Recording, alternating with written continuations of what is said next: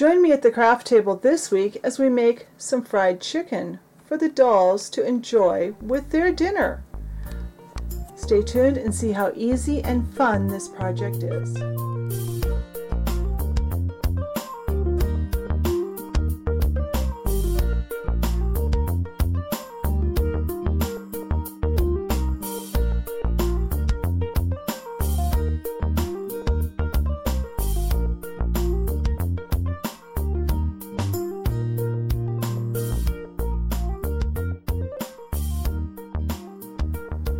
Since our clay isn't really going to show, I'm just going to use original Sculpey, and I'm really hoping that about now in the video I have overlaid the picture of the box because the box is too big to show on camera.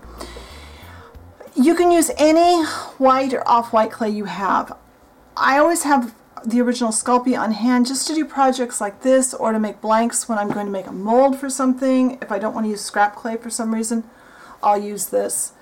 It's good filler clay, and it's good for things like this where we're not really going to see much of the clay. By the time we batter coat these chicken pieces, the clay is just a structure. And this stuff, the boxes of clay look expensive, but when you look at what you get, it's a lot cheaper ounce for ounce usually. And it's really soft and quick to work up.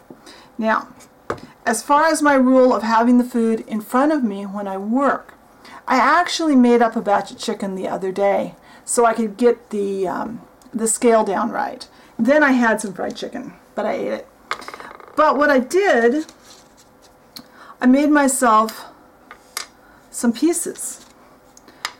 This is what we're going to make today. It's going to look just like this. These I'm going to keep with my clay making stuff. I'm going to put them in a bag, and I'm going to label that bag that these are my blanks for 1/3 scale fried chicken. What I did is I sat down and I measured my fried chicken, saw how big it was, got the shape, and worked out what I wanted it to look like. And I made a couple of pieces of each, baked them off, and saved one of each just as kind of a master copy, if you will. So that next time I go to make fried chicken, I don't have to reinvent the wheel. I can pull this out and I can say, okay, that's what the breast looks like, and this is what I need to do. So let's get started. We've got original Sculpey. It doesn't take much to get this conditioned. And by the way, if you've got white clay that's got like gunk in it, this is a good way to use it up. So we're going to start with a drumstick. For some reason when I'm making chicken, no matter what scale, when I'm making clay chicken, I always start with the drumstick. And yours doesn't have to look exactly like this. Mine isn't going to look exactly like this. This is just a reference piece. Every piece of chicken looks a little different. And especially like if you're getting chicken like maybe takeout or something, it probably didn't even come from the same chicken. So don't worry about it. I need a little more there. I cut too much off. So start with a ball, kind of a ball. Kind of bring this down. You can see this is really soft clay because it's getting lots and lots of fingerprints, which is why we don't normally use it to make food for our dolls or for anything else where it's going to show. Now I'm taking a dental pick. You don't have to. This step is optional. I like to make this little mark in the tops of my drumstick. Okay, now let's do the wing. Wings, you simply want a long snake that's a little more pointed at one end than the other. Then I'm going to do something like this.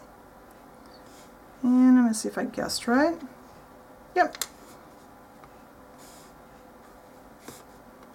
Kind of flatten it out, make this a little more round. If you feel like you've lost too much on the wing, on this first joint, take a little clay and add to it. Now, flatten that end out, and it's optional if you want to make this little cut like that. You can make yours look any way you want. Thigh is super easy, but it's kind of a weird process because the first thing I do, I take a short snake then take a piece of clay, and I kind of make what I would refer to as a funky square. It's kind of square, but not exact. It's too thin. A little more clay on that. It's kind of a square, but it's kind of off from being a square. It's kind of almost a diamond. Then wrap that over. Scrunch it up. And there, we've got a thigh. Now, for the breast, we're going to take a little help. I just made a little piece of aluminum foil. Just folded it up. I'm going to take some clay. I'm going to roll kind of a fat snake. And then I'm going to start pulling off. Now I need more clay. A little more clay. Like I said, we're going to cover all this up. This is just basic structure because we're going to make batter fried chicken. So, I mean, we don't want the dolls to have boring chicken. I like a little more thickness on this part. So if you need to,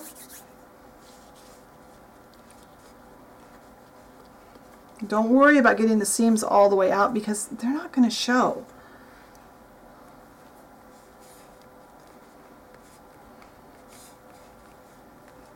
And make that come to a point, and we've got that foil in there. What that's doing, whoops, after I pick it up off the floor, good job.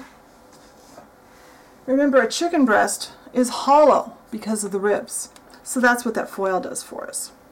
Alright, so that's all there is to it. Make as many pieces of chicken as you want. And I do recommend, if you think you're going to do this again, make an extra set of pieces so that you can put them away with your clay to have, so you know what to do next time. I am going to bake this at about 250, 275 degrees for around 10 minutes, and then they need to become all the way cooled off. Alright, our chicken is baked and cooled down to room temperature. So now we are going to start the first part of our batter coating, we'll call it. This is sand. This is just white sand that I got in a big bag near the potting soil at the store. It's like what you put around the top of a pot of cactuses. And Mod Podge. Doesn't matter if you use matte or satin or whatever, or gloss. It doesn't matter. This happens to be gloss because it's what was here. Do not pour it back in. Once you pour it in here, it's done. Do not pour it back in here because it's going to be full of sand and that will ruin the jar. Now, I put on disposable gloves for this because this is really, really messy. Just 4 is not as bad. I did a whole bunch the other day, and even with the gloves, I was a mess. So, and have a surface, either a tile like this or a piece of parchment paper, wax paper, nothing that glue will stick to. Let's see. Oh, we need to peel the foil out of the bottom of our chicken breast. There. And now that can be put away with the rest of your stuff so you can use it again. And this is a 2-step process. This is just going to coat it, then we're going to cover it. Dip in. I try to just use one hand, but I always end up getting both hands in. Yeah, I'm going to get both hands in. And then into the sand. You can see why this is messy. Kind of like coating real chicken. I always get a mess then too. Let's get this one. Oh, we've still got plenty. And these containers I'm using are just little, like, I think they're sold for condiments at, I get them at Dollar Tree. There's the lids and the containers. I keep those on my table because I use them so much. They're great for stuff like this because when I'm all done, I'm just going to throw them away. And I'm just coating. We want to coat the whole surface with the sand.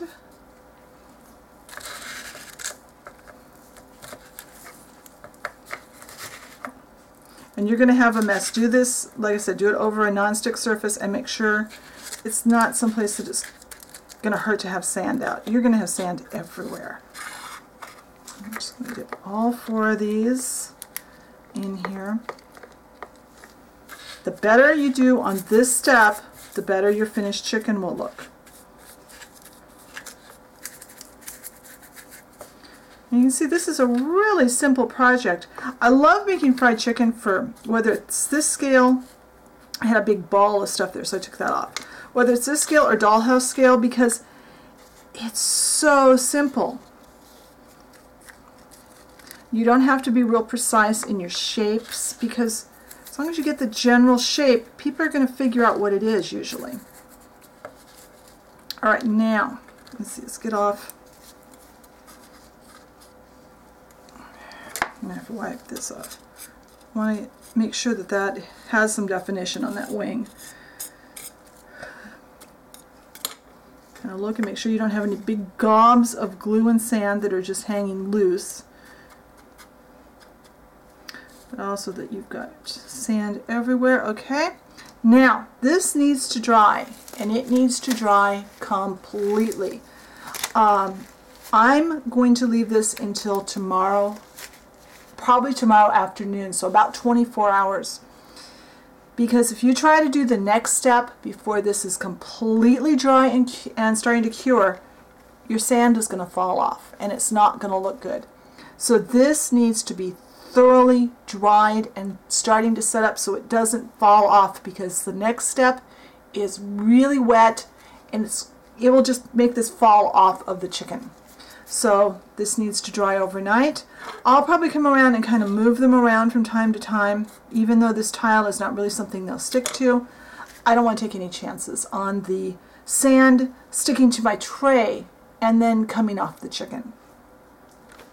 If when they get pretty dry you look and you see a big spot that doesn't have any sand, I recommend put more of the glue on and more of the sand on. And just make sure you have a pretty good coating. You're going to have some spots when you're done that show through, which I'll show you after the next step, but it should be a pretty good coat. So let's let this dry, and when it's dry, I'll be back. Alright, so our chicken has now dried overnight, had almost 24 hours. It looks really good. Now here I told you it will lift off. This will lift off on this next step if you don't let it dry. This was not all the way dry and it lifted a big chunk. So our next step, we need to make this look, as they say on Food Network, golden brown and delicious. To do that, I have some ceramic coat paint in golden brown. This to me is the perfect color. I don't know what other colors from other brands would be, but you want a fried chicken color. Just a little bit. That's way more than I need. And then, why am I shaking this? Lots of water, probably almost an equal amount of water. And a really soft brush. And you'll know it's right when it works the way I show you. And I may have to adjust this. This may not be perfect. We're going to take our chicken. And it needs just a touch more water, because what I'm looking for is I'm looking for that to kind of wick as it hits. There. See how it's moving? Is the camera picking that up? Let's see if I can get closer. When I touch this, it kind of carries out. Now we may have to put on a slightly thicker coat after this dries. We want that first coat to kind of travel. And this brush, I don't remember if I just mentioned that or not. My memory is like not working today. This is a really soft brush.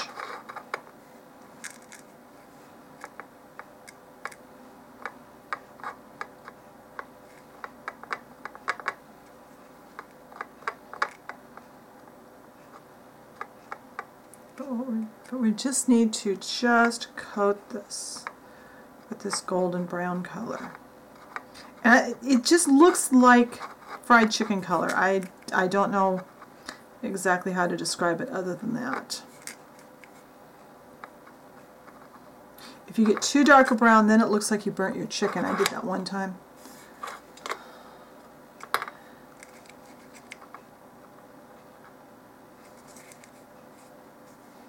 And this, by the way, that I'm using, this is just the lid that came from that same package of containers that I used for the other step.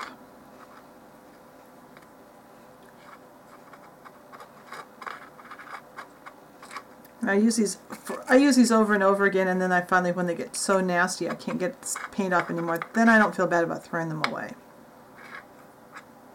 Make sure you turn your chicken pieces around so that you get them completely covered. Okay, well, I'm going to finish up these last two pieces. When these are dry, we'll see if they need any touch-ups, and we'll finish them up. Alright, so the paint is dry. If you want to, you can brush on some darker brown to make it look a little more cooked in areas, but I'm not going to bother. If it's going to be played with really roughly, I would say coat it with a matte sealer of some kind, like the craft paint companies usually have some available, because this sand will come off if you keep messing with it. So sealing it is not a bad idea, but it's not necessary if you're not going to be handling it roughly. So that's how you make fried chicken for the dolls. I hope you enjoyed this project. Be sure and check us out on Facebook. Be sure and check the blog post for more details, and I'll talk to you later. Bye.